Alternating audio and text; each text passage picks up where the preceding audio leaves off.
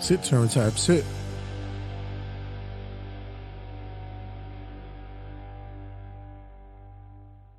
Sit, turn, type, sit. Good boy. Ruff. 5, 4, 3, 2, 1, 0.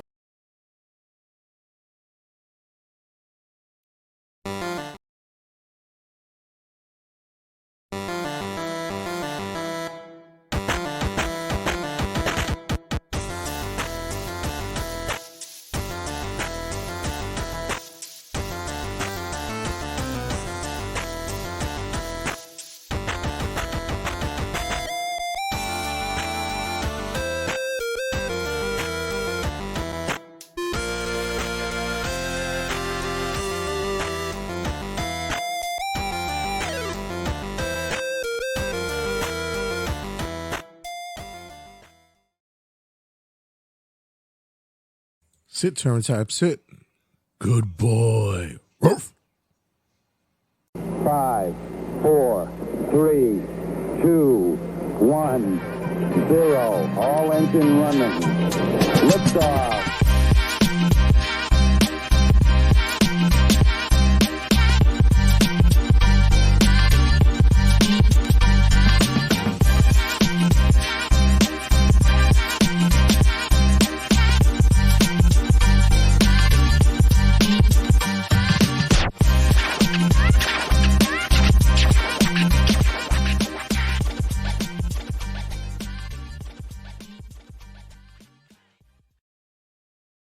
My kind of weather is coming around.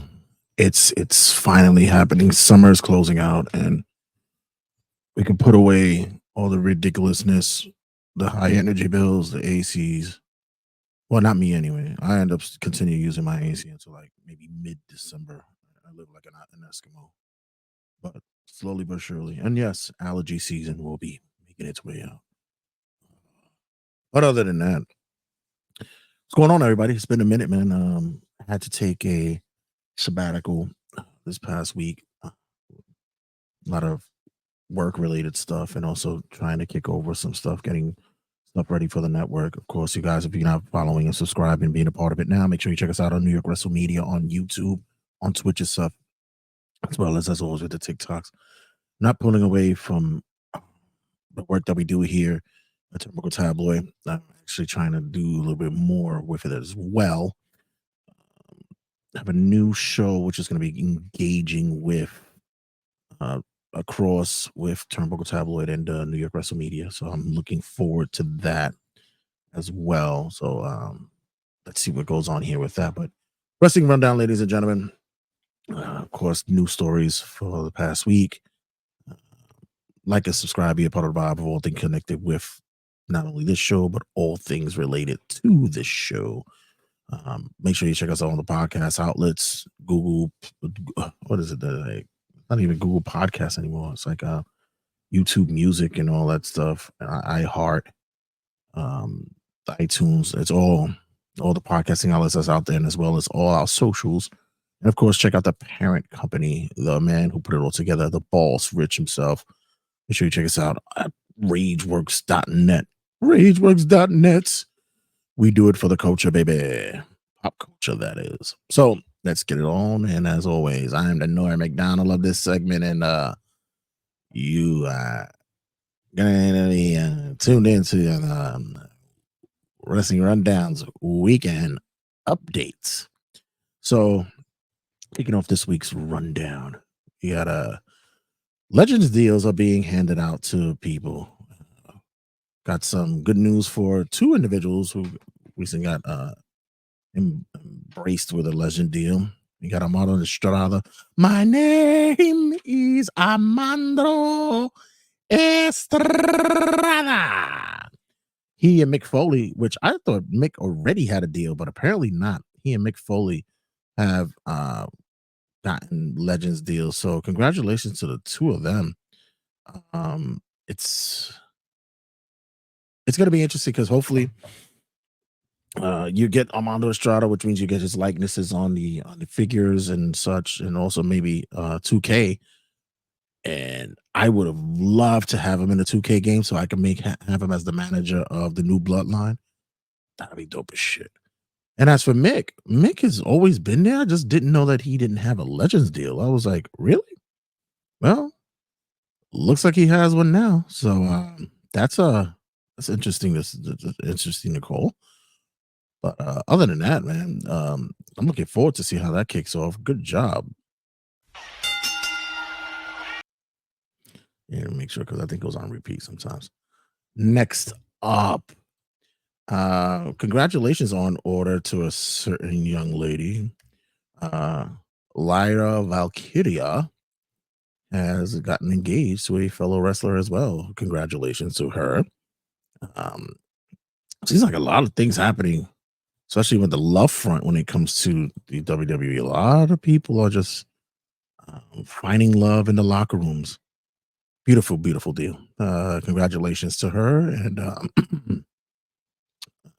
let's not hope that it goes down the line in which everybody ends up going down to separation. I know what's the deal. Don't feel bad for me. I got over it a long time ago.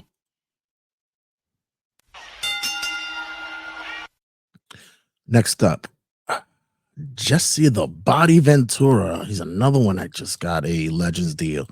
But also, it's been announced that Jesse the Body Ventura will be on color commentary for the upcoming Saturday night's main event. Beautiful, beautiful. This is a throwback. This is a real golden era return for him. I'm glad to see that he makes his return here.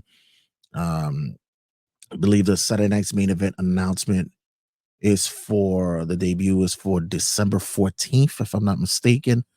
And hopefully it has the pageantry that it did years ago when I was a kid when I was watching it. They tried to roll it out again years later, but it didn't have the same kind of finesse as or the look as the other ones did the previous years. So I'm hoping that this time around we still get that. We get that modern day shooting, which I'll talk about in a second about what's happening with WWE and the way that things are getting shot, but also still have the glamour that it was for previous shows in the past. Especially when I remember like those classic moments, like with Honky Tonk Man, Hogan, Macho Man. It was like you just knew that even though it was pre-recorded and we didn't have the internet at that time, you just knew that it was going to be something big happening on that event. Like I said, one of my classic moments was Hogan versus Orndorff in a steel cage match in which they both their feet hit the floor at the same time, and there was a big debate on who was it because that was for the title. Let's just see how if they still could bring back that magic. Next up, what did I just choose? Because sometimes I just be going off the cuff and just grabbing stuff. Yes, the AEW TV deal. So apparently the rumor mill is not confirmed as of yet, but it seems as though AEW will be landing their TV deal. Looks as though that the deal is looking at to be upwards around 170 mil. I think they might have got the shaft when it came to them. They might have gotten lowballed, but who am I to say? Listen, those are big deal. Those are big deal money. So I have nothing in that arena. One day this podcast could be sold off for that much. But yeah, we gotta see how it plays out. So far, it looks as though that with the deal, they'll be able to stream pay-per-views on Max, and as well as be able to have an offshoot show on Fox. There was rumors and talks that there's going to be a show titled Shockwave. He's so classic, like it's just so old school with him. I'm not mad at it though. It sounds like a wrestling terminology, but AEW Shockwave on Fox Sports. And it looks like with that being said, there might be scrapping Rampage. So That'll be interesting down the line as well. But um, I think that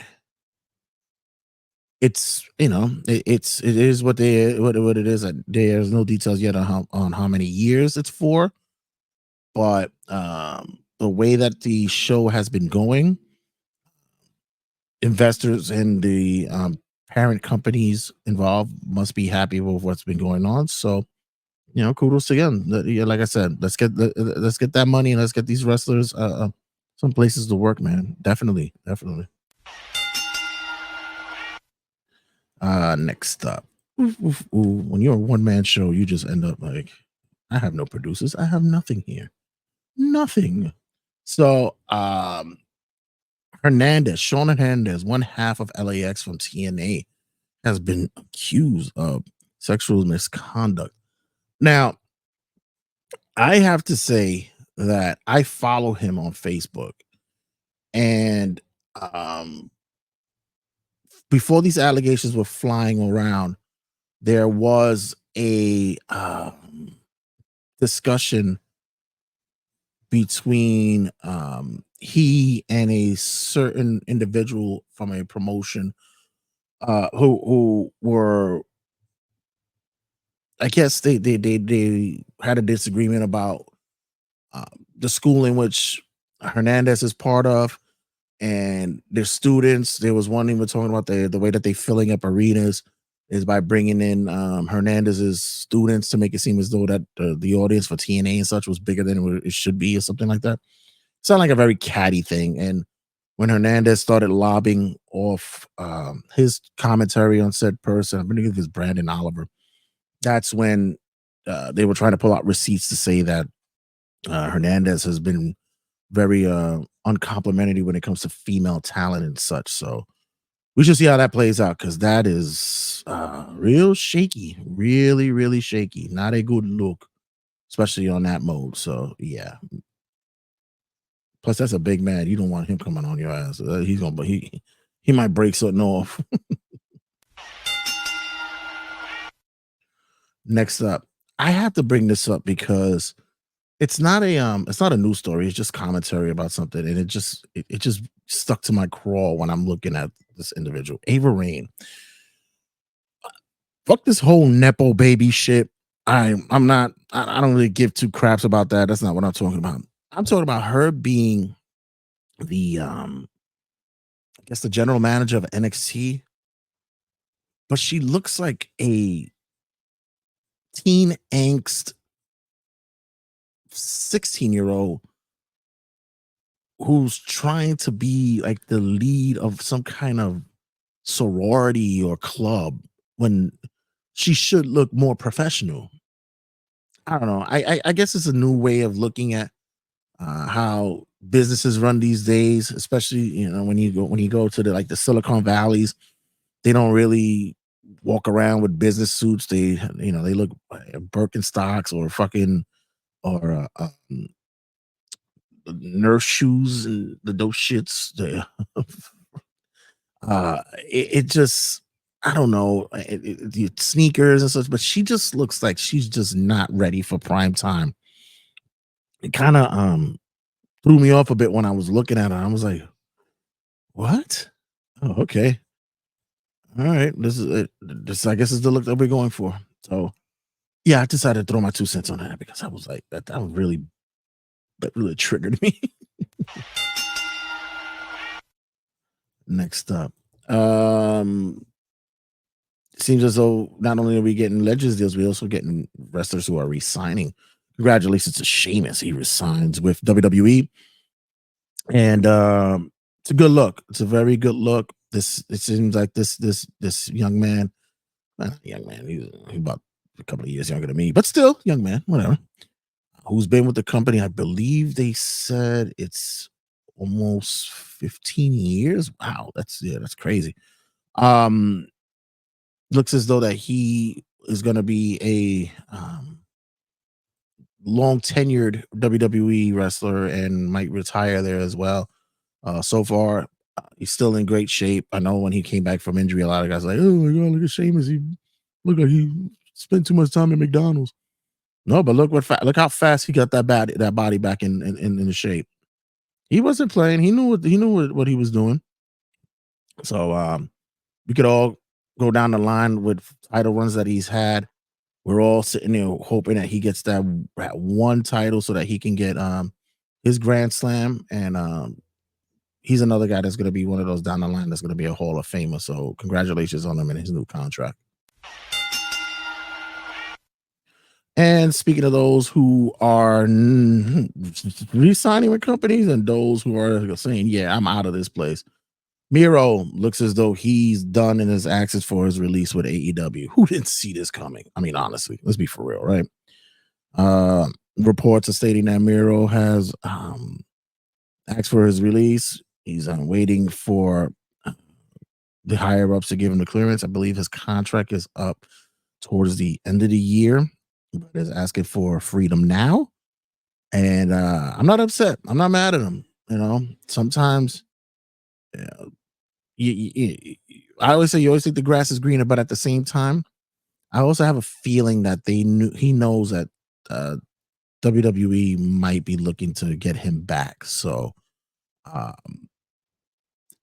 I feel bad because they could have done a lot more with him in AEW, but you know, besides putting him in such silly storylines and such, the best thing that he had for him was the Redeemer, and they didn't capitalize on it. And that's fucked up. They should have done more with him. But other than that, we'll see down the line what it looks like for Miro and where he lands after he leaves AEW. Man. Next up, I'm breezing through these. Make sure you stick around for the rest of the show. We have our boy returns. Hank's Happy Hour returns. He's got a lot on the table, and you get to feel the love that this gentleman has for wrestling, man. And he has a lot to say about the landscape of what's going on these days, but we'll get to that later. Seems as though SmackDown will be going for 3 hours in starting January. After the announcement was made that Raw will be going to 2 hours starting October, and towards the end of their contract for December with USA. It was a short-term contract due in part to the Netflix not kicking over starting their deal with WWE until January of 2025. And I believe what was going down was they pushed them to 2 hours because they wanted to launch their own shows on that block. So with WWE making a compromise, with USA making a compromise with Raw saying, okay, with WWE saying, hey, we'll retain you for the last 3 months, but we just got to cut you down for 2 hours because we still got shows we want to debut. WWE agreed with it, but that opened the door for SmackDown to go 3 hours in January. Now the talk is that it might not be for a long time. This might be in a limited time frame, maybe to get the sense, gain the sense of whether or not they can still hold an audience for 3 hours. Maybe it's the fact that Rampage may be getting an exit as well. That's why they'll give it the 3 hours. They have some insider notes on that, and maybe they just want to get because Fridays is usually family fun night. But maybe SmackDown going 3 hours could, be a part of that family fun night for people. So we shall see. Also with the Netflix deal, it's saying that they'll be going to 3 hours on Netflix on there as well for Raw. So that's a good thing. I know a lot of people don't like the 3 hours. Me, it doesn't bother me. It doesn't give a shit. Like, you got so much talent on there, you got to display it. And my whole thing is like, honestly, stop giving me so many vignettes. I get it. Stop giving me so many in-ring promos. I get it. But at the end of the day, we need to see more wrestling, and that's exactly what fans want. Yeah. Next up. Congratulations to Samoa Joe. He's killing it so far. He's on Twisted Metal on Peacock. He plays Sweet Tooth. And now he has landed a gig on Like a Dragon, the Yakuza series game. I gotta play that game. I have to start. I heard that game is so great. I played the Yakuza games, but I haven't finished them yet, and I'm trying to go through and finish them. But I heard that Like a Dragon is very more of a very more hands-on, easy to play pickup experience. And I want to get a look at and see how that rolls, especially with Samoa Joe in it. That's gonna be fun to look. And I already saw the screenshot of what he looks like in it, and I think it's fucking hilarious. I think he looks spot on to to what he looks to him. So congratulations to him. And Joe, um, if you wanna, finish your deal with AEW and maybe you want to come back to WWE, I think they'll be happy to have you back. Just between me and you, I'm not saying anything. I'm not saying that it's any rush, but I think they'll take you back with open arms. I think so. Right. And finally,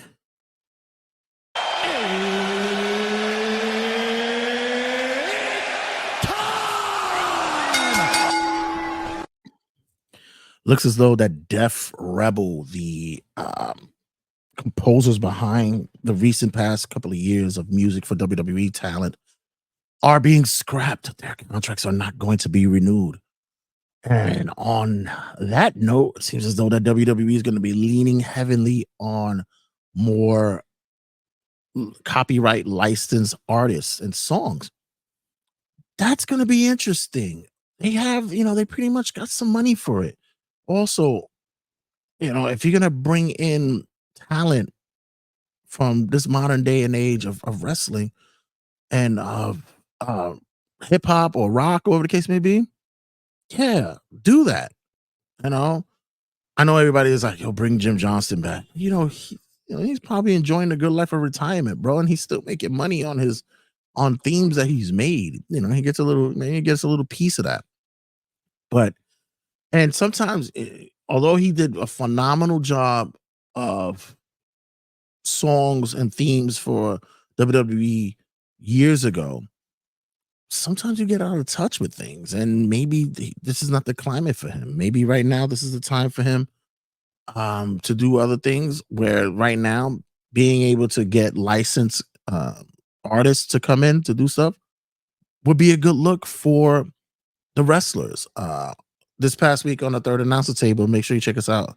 Episode is out now on New York Wrestle Media on YouTube. The boys discuss the the connection with songs that make sense and connect with the wrestlers. Mark Henry, somebody gonna get their ass with. Shane, dollar by Naughty by Nature. You just get certain, even Stephanie, you get that feeling that it's more a song that's more connected with wrestlers as opposed to just throwing random music together. I think this is a really good look for WWE, and I think this would be even a better look for wrestlers in a whole when they're having theme songs that could be recognizable and connect with the crowd. I really hope that this really becomes more of a regular thing for the company, and we'll actually get songs that we might even hear on Spotify, not because it's on a like a specific playlist, that is on a norm for listenership. So it's a really good look. I hope this works out, pans out well. Tony Khan's been doing well with buying copyrights for songs and stuff like that. But yeah, let's see if we can get this this collaboration going on with artists and WWE and its wrestlers. By the way, listen to the Third Announcers Table on their talk about Mercedes Moné and the possibility of her album coming out. Wow, that one was a doozy. But other than that, I'm gonna wrap it up here. Like I said, for Wrestling Rundown, got much to talk about this week with our boy Hank Flanagan. Hank's Happy Hour is kicking off. He's got tons to talk about, and everything from sports to legacy wrestlers, to also his thoughts about where will he be in the next 5 years and what's going to be coming down the line for him. So it's something that you guys could relate to, and also kick back, relax. Even though he's sober, shout out to him and his sobriety. You could cop, drop back and have a drink or two and listen to Hank and his thoughts about today's climate and such. So as always, guys, don't go anywhere. Stick around. Got much to talk about, and check you guys in a second. 2, 1, 0. All engine running. Liftoff.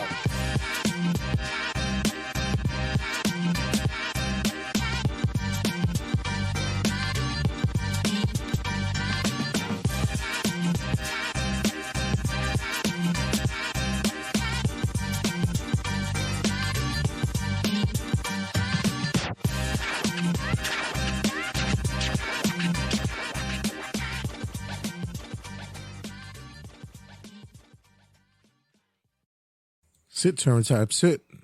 Good boy. Ruff.